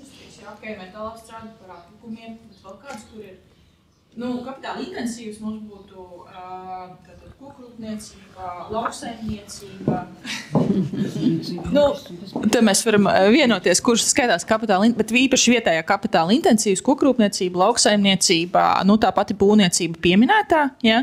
Tad jūs esat kartējuši, jūs esat eksperti un savos uzņēmumos arī ļoti daudz to strādājat, kur jūs redzat to neaizpildīto potenciālu, kur būtu vērts attīstīt, ieguldīt vai, un es šeit norādu no uzņēmēja skatu punkta, no mūsu klientu, parku klientu skatu punkta, tās zināšanas un tās bailes ekonomikā equals risks. Tātad, ja mēs apzinātu, ka rekur ir neizmantots potenciāls, bet turpretī ir risks, tad to var līdzfinansēt vai atbalstīt finansiāli, kas tad attiecīgi palīdz mums piepildīt potenciālu, bet uzsākt darbību. Ja? Jā. Es nedomāju, ka ir tik būtiski nošķirt vietējais vai ārvalstu investoru kapitāls, jo dienas beigās tas rada darba vietas, valsts saņem nodokļus un iedzīvotāju pakalpojumus un produktus. Tā kā, es nedomāju, tas ir tik kritiski, kādas izcelsmes ir kapitāls, bet par to untapped potential es domāju, ka mums jāapstāsta bišķiņ plašāk uz reģionu, uz Baltijas reģionu. Protams, ir ģeopolitika, mēs redzam, kas notiek ar ārvalstu investīcijām, bet ir arī pozitīvi piemēri. Piemēram, mūsu uzņēmumu tikko nopirka Dāņu milzīgs koncerns, kas redz untapped potential Baltijā, kā ekonomikā, kas attīstīsies un kam ir stabili pamati. Ja? Un ne jau velti viņi izlēma nopirkt šo milzīgo uzņēmumu, kas ir pēc apgrozījuma lielākais Latvijā, ja mēs skatāmies uz gada apgrozījumu. Jā, bet kāpēc es pievēršos šim? Te ir vēl viens mīts, kas pastāv starp uzņēmumiem kopumā, kad aprite un ilgtspēja kā konkurētspējas faktors ir tikai starptautiskam ārzemju investīciju uzņēmumam. Ja? Bet beigu galā tā valstiskā un tā ekonomiskā vērtība paliktu mums pašiem, tur, kur ir šis ir sava kapitāla uzņēmums. Tad laust to mītu un tad meklēt, kas ir tās ķēdes, kur ir šis potenciāls, tajās investēt, tās nostiprināt, stabili pamati, stabila aprites ekonomika, nodokļi paliek ģimenē, vai ne? Pēc tādas matemātikas. Man gribās laikam mazliet konfrontēt tavu jautājumu, jo tas, ko mēs šobrīd mēģinam... Tu mēģini izvilkt no mums atbildi uz jautājumu, kuru bērnu ģimenē mēs sūtīsim skolā un kuru nē, kuru grupas uzņēmumu mēs veidosim ilgspējīgi un kuru nē, vai pēc tam kaut kad, kurā pašvaldībā mums jābūt apritē, kurā nē. Un patiesībā es laikam nedalītu šobrīd, iespējams ir kaut kādas kritiskās nozares, kur ir šodien, rīt vai visvieglāk ieviešamie soļi kaut kādi, bet kopumā es skatītos laikam uz ekonomiku kā tādu, uz uzņēmumiem, uz nozarēm kopumā. Ja mēs skatāmies izglītības sistēmas kontekstā, vides izglītība ir caurviju prasme. Es domāju, ka aprits ekonomikā ir kaut kas līdzīgs. Mēs visticamāk katrā nozarē varam skatīties uz biznesa modeļu maiņu. Jauni biznesa modeļi, pateicoties aprits ekonomikai, produkts kā servis, abonēšanas pakalpojumi, koplietošanas infrastruktūras, dalīšanās ekonomika. Ir ļoti daudz, kur esošās nozarēs var ieviest šos izmaiņas tā, lai neatkarīgi no nozares mēs ietu kopsolī ar visas ekonomikas pārmaiņām. Te jau pieminētā tā pati nodokļu politikas maiņa iespējams, kas nav vienā nozarē ieviešama, bet kas jau ir tāda sistēmiska izmaiņa. Jā, es šo tā kā arī nedaudz provokatīvu, bet atrast to impact punktu, jo viss ir tik lēni. Tas, kur mēs esam ar saviem klimata mērķiem, kur mēs esam iestrēguši, bet tas ir super lēni. Pasaulē jau ir aizgājusi priekšu, mēs zaudējam to konkurētspējas faktoru, ko mēs reāli varētu izmantot. Un tas ir tas, kas varbūt mani satrauc, kā Latvijas iedzīvotāji, Latvijas uzņēmumu un attīstītāji, ka mēs nevaram tos Latvijas uzņēmumus izcelt ar to konkurētspēju. Mēs piekrītu, bet šī ir sistēmiska izmaiņa. Viņa nenotiks overnight, un tīpaši, ja mēs redzam, ka mums pietrūkst zināšanu, mēs nevaram šajā evolūcijā pārlikt to zināšanu, izpratnes, apzināšanās posmu un sākt uzreiz ar kaut kādām konceptuālām lielām izmaiņām. Visticamāk, ka tur būs kaut kādi solīši, bērnu slimības, kas jāizslimo tajā procesā arī. Tas prasīs kaut kādu laiku. Jā, vai mēs iekavējam kopējā globālā konkurētspējā? Jā, bet iespējams, ka mēs nevaram to gapu vienkārši pārlikt. Mēs, pirms nevaram gapu, bet ja ir kaut kāds, kas mūsu neizmantotais potenciāls, bet kurā ir vērts ieskatīties gan pētnieki, gan uzņēmumi, gan valsts struktūras, no industriālas simbiozes arī tas temats ir pietiekami plašs, bet varbūt tās ir simbiozes konkrētās vērtību ķēdēs. Ja? Jūs esat kartējuši Cleantech Latvijā šīs materiāla plūsmas, tad jūs jau redzat, jūs šeit nesadarbojaties, šeit ir ekonomika, un no kā iegūst visa valsts sabiedrība, un beigās, kur arī beidzot būtu tas piemērs ilgi gaidītais. Ja. Jā, labi, es lecu ārā. Es varbūt neiešu konkrētās nozarēs, bet es teiktu tā, ka tā viena lieta, ko mēs varam darīt, ir paskatīties atkal uz resursu plūsmu. Ja mums ir tie resursi, piemēram, būvniecības nozarē, mēs iegūstam resursu un sūtam viņu tālāk uz citām valstīm, lai ar viņu kaut kas tālāk notiek, tad šeit ir vērts aizdomāties, varbūt, ka mēs šeit uz vietas varam viņam dot augstāku pievienoto vērtību un vai izmantot tepatās, vai sūtīt tikai pie noteikta līmeņa vērtības laukā. Jo bieži vien sanāk ar to pašu kokrūpniecību. Mēs aizsūtam un pēc tam pa dārgo pērkam smukas mēbeles. Varbūt mēs tomēr viņas tepat uz vietas varam darīt. Vai arī, piemēram, kādā citā valstī padaram viņu energobilanci zaļāku, ar mūsu materiālu, nosauksim tā. Ļoti labi jautājumi par to kartēšanu un plūsmām. Tas ir tas, ko mēs arī esam secinājuši gan šajā pētījumā, gan arī Baltijā. Mums trūkst datu, mums trūkst, lai saprastu, kas ir tas ātrākais ceļš. To mēs varam izdarīt, tad, ja mēs zināsim šīs materiāla plūsmas, ja mēs zināsim un sapratīsim ekonomiku. Ekonomika ir tāda interesanta lieta, kad viņi jau, protams, pielāgosies tad, uz kuru pusi tas vējš aizies, un tāpēc tā sinerģija, ka mēs ļaujam šādiem risinājumiem būt, tas arī plānošanas jautājums. Un tas, ko mēs strādājam arī ar Saeimu, CSA Latviju un Ficelu, kas ir ārvalstu investoru padomu, mēs esam nonākuši pie tā, kāpēc mums ir tik grūti, jo mēs neesam vienojušies par to, uz kuriem mēs gribam aiziet ar šo ekonomiku, ar šo zaļo kursu, ar ilgtspēju, ar aprits ekonomiku un ar visiem šīm lieliskajām jaunajām ekonomikām. Mēs neesam atbildējuši jautājumu, ko Latvijas ekonomika grib. Mēs redzējām ekonomikas ministrijas plānu, tur var saskaitīt uz vienas rokas pirkstiem kaut kādas druskas no tā, ko mēs redzam arī uzņēmumu, kur varētu būt iespējas. Es vēl gribēju papildināt, es vēlreiz atkārtošu, ko tiešām katru dienu saskaros strādājot Baltijas organizācijā. Ja mēs nesadarbosimies vismaz ar Lietuvu un Igauniju, nebūs nekāda potenciāla, ko te atklāt. Ir jāsadarbojas ar kaimiņu valstīm vismaz un vēlams ar plašo Nordiku reģionu, kur mēs varam dabūt tos economies of scale, jo Latvijā nebūvēs elektrotehnikas pārstrādes rūpnīca vai bateriju veista pārstrādes rūpnīca. Tas nenotiks. Te ir par maz to materiālu.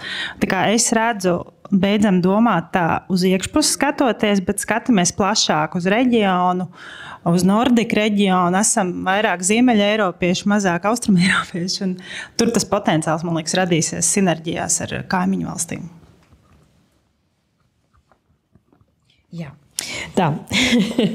Tad man bija nākamais jautājums bija par nepieciešams, kas jādara. Manuprāt, mēs tā lieliski arī iesākam sadarbība, zināt datus, pētījumi, saprast, kuras nozares vai vēl kaut kas mums ir jādara kopīgi. Es vēl papildināšu to pētījumus. Jā. Mums ļoti daudz dažādu pētījumu notiek zinātniskās institūcijās,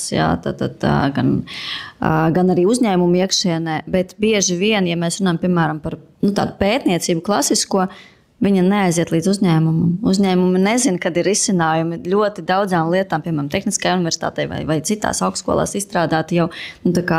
Tas ir par to, ka mums ir jāsaved kopā zinātne, kopā jāsaved uzņēmumi, kuriem ir izaicinājumi.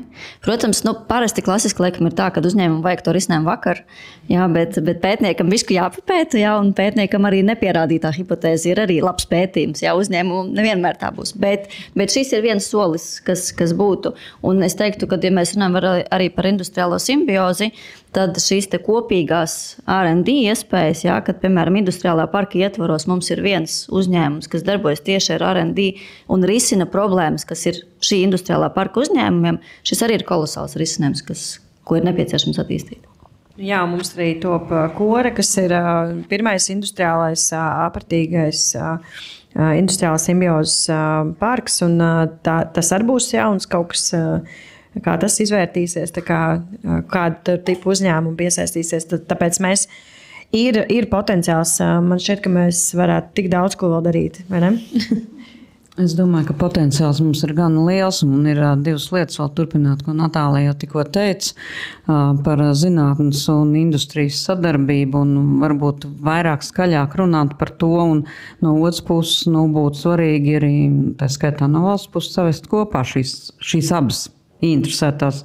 Faktiski viena otrā interesētās puses, jo zinātnē šobrīd ir lielāks akcents jāliek uz lietišķajiem pētījumiem, jo tieši tie mums visvairāk šobrīd pietrūkst, ceļš ņemot vērā to, kas notiek pasaulē, arī resursu pieejamību un vispārējiem. Varbūt jādomā nevis jauni velosipēdi, bet kā vēl mēs varam resursus izmantot, kā mēs varam tikt galā ar kaut ko mēs līdz šim esam uzskatījuši, ka nav vērtsam pievērst uzmanību. Un tātad šī sakabes starp zinātni un industriju. Un otra lieta, to jau daudz runātāji teica, visi faktiski teica, tā ir sadarbība. Un sadarbība ne tikai starp Baltijas valstīm vai starp Nordika reģionu, kas tika pieminēts, jo, protams, tas arī ir ļoti būtisks, bet, manuprāt, mums pa priekšu ir jāiemācās sadarboties šeit uz vietas, jo tas visvairāk pietrūkst. Mēs mākam varbūt atrast partneris ārpus Latvijas, bet atrast partneris Latvijā un sarunāties un rast kopīgas risinājumus, diemžēl tā vēl joprojām ir reāla problēma, un tāpēc arī varbūt daudzas lietas notiek daudz lēnāk nekā mēs gribētu, un tur arī daudz kas buksē.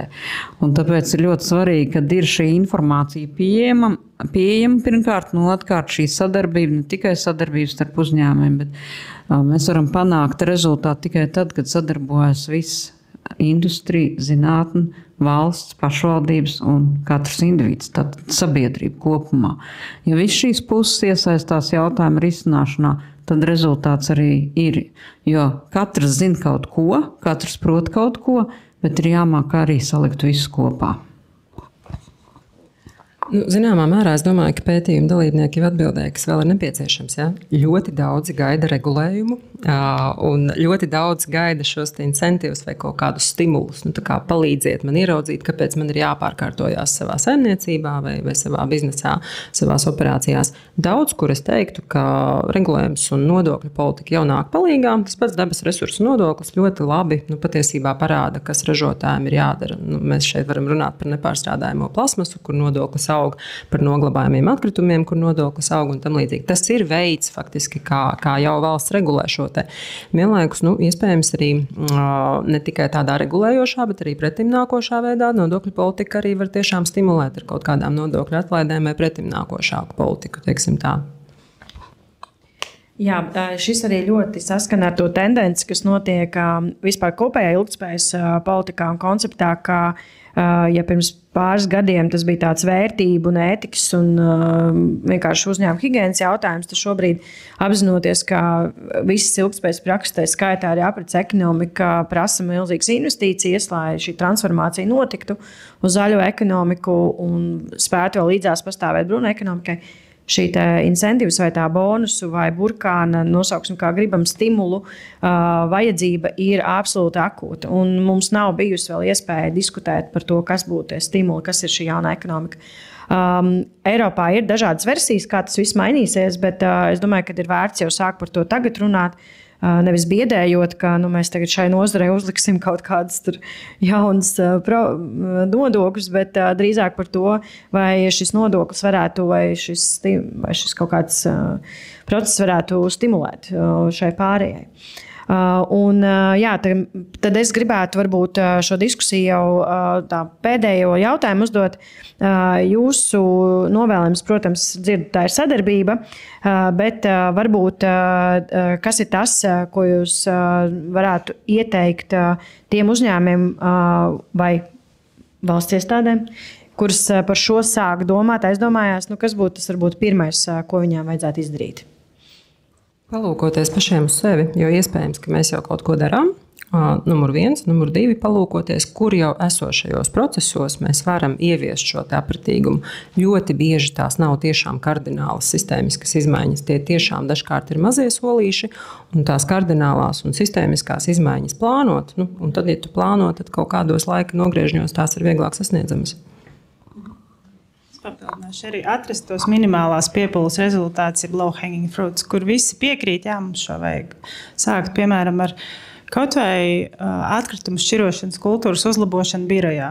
Jā, jo mēs labi zinām, ka bieži vien pie kartona un plasmas atkritumiem birojā arī ielido kādu banānu mizu, un tas ir diezgan vienkārši izmainīt.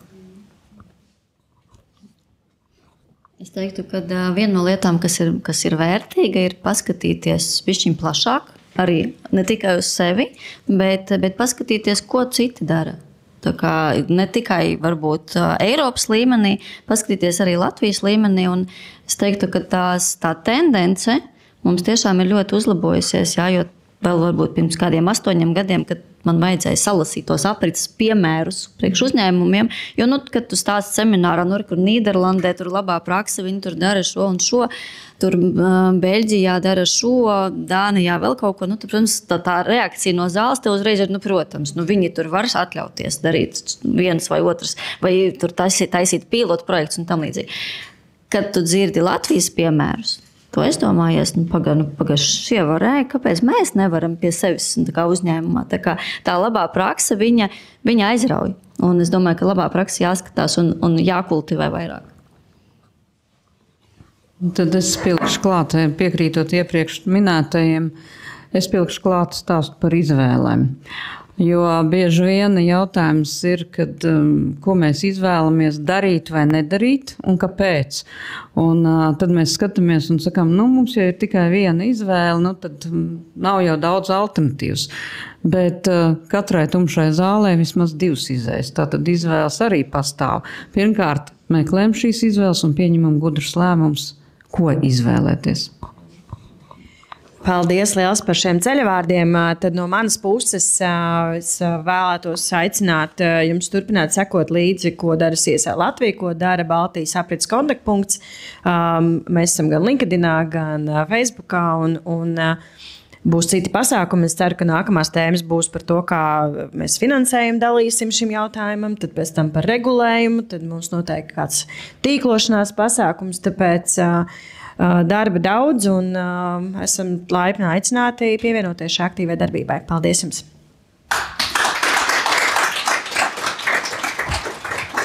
Tagad mēs beidzam iefilmēt.